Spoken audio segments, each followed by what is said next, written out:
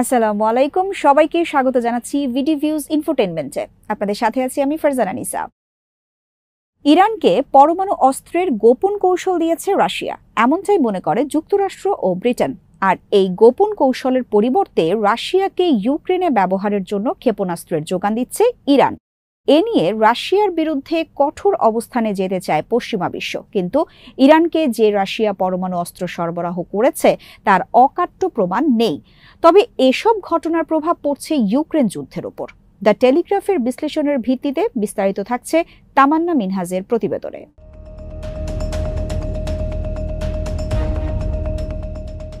ওয়াশিংটনের সম্প্রতি মার্কিন প্রেসিডেন্ট জো বাইডেনের সঙ্গে একটি দ্বিপাক্ষিক শীর্ষ সম্মেলনে বসেন ব্রিটিশ প্রধানমন্ত্রী স্যার কেইর স্টারমার। এই বৈঠকে দুপক্ষই অত্যন্ত গুরুত্বের সঙ্গে ইরান রাশিয়া আঁতাতের বিষয়টি নিয়ে আলোচনা করেন।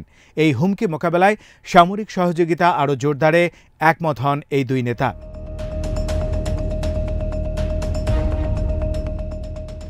মাত্র কয়েকদিন আগেই জানা যায় ইরানকে সমৃদ্ধ ইউরেনিয়ামের 4টি গুরুত্বপূর্ণ চালান পাঠিয়েছে রাশিয়া, যা নিয়ে পরমাণু বোমা বানানো সম্ভব। এরপরই আলোচনায় বসেন এই দুই বিশ্ব নেতা। সম্প্রতি লন্ডন সফর করেন মার্কিন পররাষ্ট্রমন্ত্রী অ্যান্টনি ব্লিংকেন। সফরকালে তিনি বলেন, ইরান ও রাশিয়া বিশ্বকে আগের যে কোনো সময়ের চেয়ে অনেক বেশি নিরাপত্তা ঝুঁকির মধ্যে ফেলেছে।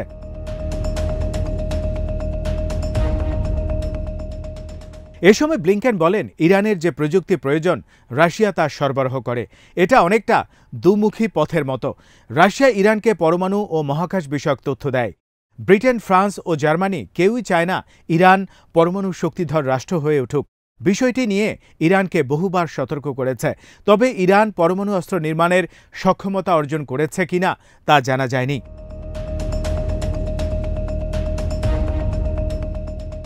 2022 সালের ফেব্রুয়ারি থেকে ইউক্রেনের সঙ্গে পুরোপুরি যুদ্ধে জড়িয়ে পড়ে রাশিয়া। এই যুদ্ধ শুরুর পর থেকেই ইরানের সঙ্গে রাশিয়ার সম্পর্কে চোখে পড়ার মতো পরিবর্তন আসে। অতীতের যে কোনো সময়ের তুলনায় তাদের সম্পর্ক অনেক বেশি ঘনিষ্ঠ হয়ে ওঠে। সামরিক ও প্রযুক্তিগত সহযোগিতা বাড়তে থাকে। ইউক্রেন যুদ্ধে রাশিয়ার অন্যতম ঘনিষ্ঠ সহযোগী হয়ে ওঠে ইরান।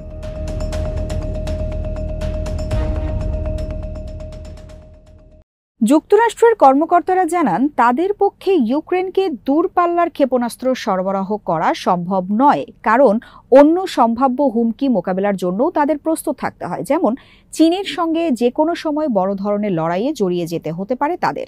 এ ধরনের যুদ্ধের প্রস্তুতির জন্যই তাদের যথাযথ মজুদ রাখতে হয়। তাদের ভাষ্য হচ্ছে, যুক্তরাষ্ট্র ও ন্যাটোকে তাদের অস্ত্র গোলাবারুদের মজুদ অটুট রাখতে হবে। এশিয়া বা ইউরোপে কোনো কারণে যুদ্ধ বেঁধে গেলে এই অস্ত্র তাদের কাজে লাগবে।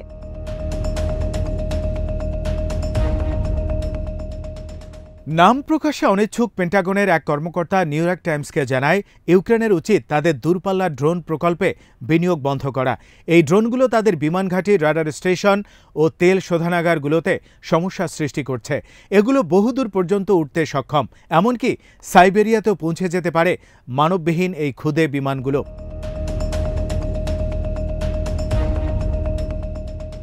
ক্ষেপণাস্ত্রের ব্যবহার নিয়ে সতর্কতা এমন সময় জারি করা হলো যখন জো বাইডেন সিদ্ধান্ত নিতে যাচ্ছেন ইউক্রেনকে পশ্চিমাদের তৈরি ক্ষেপণাস্ত্র দিয়ে রাশিয়ার আক্রমণ করার অনুমতি দেবেন কিনা।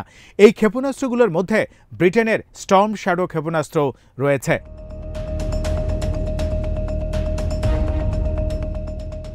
স্যার কেইর স্টারমারের সঙ্গে বৈঠকের পর বাইডেন জানান, তিনি এখনও এ ব্যাপারে চূড়ান্ত সিদ্ধান্ত নেননি। তার আরও সময়ের প্রয়োজন। বৈঠকে দুই নেতা ইরানের হুমকি নিয়ে বহুক্ষণ আলোচনা করেন।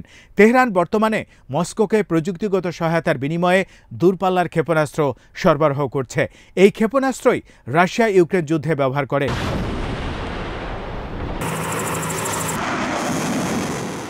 এই সময় মূলত তাদের আলোচনায় মস্কো তেহরানকে পরমাণু অস্ত্র প্রযুক্তি সরবরাহের বিষয়টি উঠে আসে।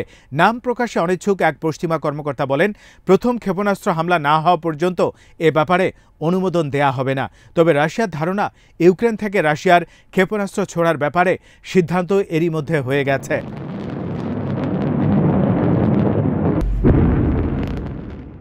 রাশিয়ার উপ পররাষ্ট্রমন্ত্রী সার্গেই রিভাকভ বলেন, আমরা জানি এই সংক্রান্ত একটি সিদ্ধান্ত কয়েকদিন আগেই নেওয়া হয়ে গেছে। এ ধরনের অস্ত্র কিয়েভকে দেওয়া হয়েছে বলেও আমরা খবর পেয়েছি।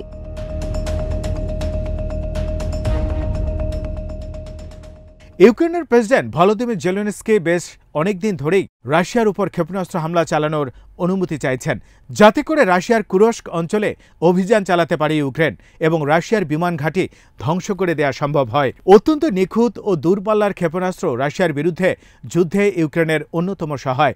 এর সাহায্যেই তারা রাশিয়া কেন্দ্রীয় কমান্ড ও সরবরাহ ব্যবস্থা ধ্বংস করার চেষ্টা চালিয়ে যাচ্ছে।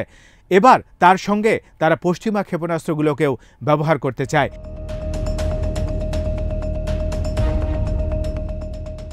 যুক্তরাষ্ট্রের সাবেক দুই প্রতিরক্ষা মন্ত্রী গ্র্যান্ড শেপস ও শ্যাল বেন ওয়ালেচ অবশ্য সিদ্ধান্ত নিতে দেরি করার জন্য বাইডেন ও কেইর স্টারমারের তীব্র সমালোচনা করেছেন। তারা মনে করেন এই দুই নেতাই পুতিনের ক্রীড়ানকে পরিণত হয়েছে।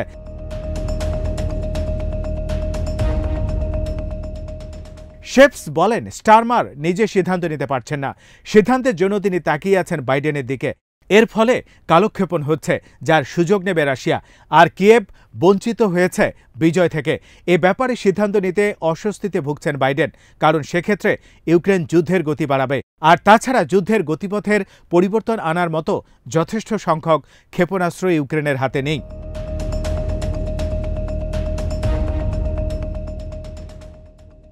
এদিকে রুশ প্রেসিডেন্ট ভ্লাদিমির পুতিন হুঁশিয়ারি উচ্চারণ করে বলেছেন, পশ্চিমাদের কোনো ক্ষেপণাস্ত্র রাশিয়ায় আঘাত হানলে ধরে নিতে হবে মস্কোর বিরুদ্ধে লড়াই শুরু করেছে পশ্চিমারা। এই সীমারেখা পশ্চিমাদের পার করা ঠিক হবে না।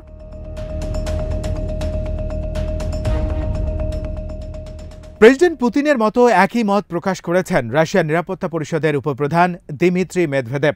তিনি পরমাণু অস্ত্রের ব্যবহার নিয়ে এর আগে একাধিকবার হুঁশিয়ারি উচ্চারণ করেছেন। ইউক্রেন পশ্চিমা প্রযুক্তি ব্যবহার করলে রাশিয়া তাকে ছেড়ে দেবে না।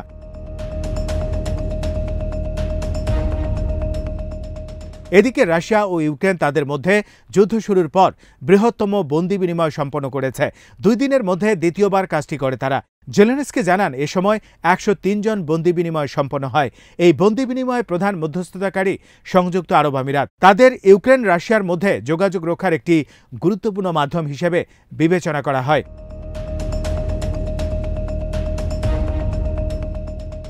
ইউক্রেনের একজন সেনা জানান, দ্বিতীয় বিশ্বযুদ্ধের পর এই প্রথম কোনো দেশ রাশিয়ায় অভিযান চালিয়েছে। শুধু অভিযানই নয়, দক্ষিণ কুরস্ক অঞ্চলের দখলও নিয়েছে তারা।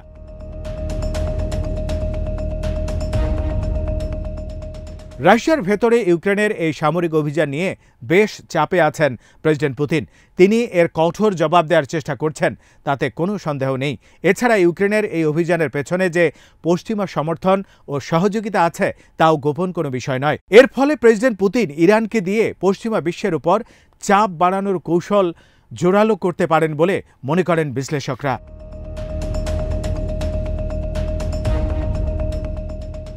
আজ এখানেই শেষ করছি।